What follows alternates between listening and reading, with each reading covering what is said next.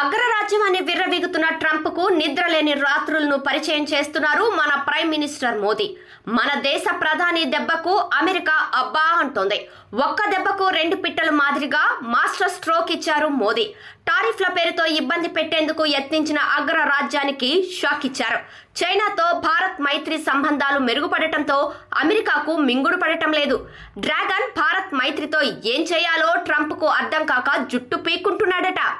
Russia నుంచి చమురు కొనుగోలు చేస్తుందనే ఒకే ఒక్క రీజన్తో ఇండియాపై అక్కస్సు వెళ్లగక్కాడు ట్రంప్. ఏకంగా 50% వరకు సుంకాలు విధించాడు. భారత్పై ట్రంప్ తీసుకున్న ఈ నిర్ణయం తప్పుడు నిర్ణయమని సొంత అమెరికా దేశం నుంచే ఆరోపణలు వస్తున్నాయి. ఈ క్రమంలో మన ప్రధాని కీలక నిర్ణయం తీసుకున్నారు.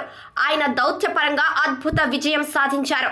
మొన్నటి వరకు శత్రువుగా భావించిన చైనాతో మైత్రి బంధం బలోపేతం చేసుకున్నారు. డ్రాగన్తో మళ్లీ వాణిజ్య బంధాన్ని పునరుద్ధరించే ప్రయత్నం చేస్తున్నారు. ఈ క్రమంలో చైనా విదేశాంగ మంత్రి వాంగ్ యీ భారత పర్యటనకు రావటం చారిత్రాత్మకమైంది. ఎరువులు, రేర్ మినరల్స్, యంత్ర పరికరాలు సరఫరాపై చైనా అంగీకరించడంతో భారత్ కి ఊరట లభించినట్లయింది. మరోవైపు Pak army chief Asim Munir America వెళ్లి ట్రంప్ మద్దతు కోరటం, దానికి ప్రతిఫలంగా ఇండియాపై టారిఫ్లు విధించడం అనేది భారత్ ని ఆగ్రహానికి గురి చేసింది. దాంతో భారత్ చైనాతో మైత్రిని కొత్త పుంతలు తొక్కించాలనే నిర్ణయం తీసుకుంది.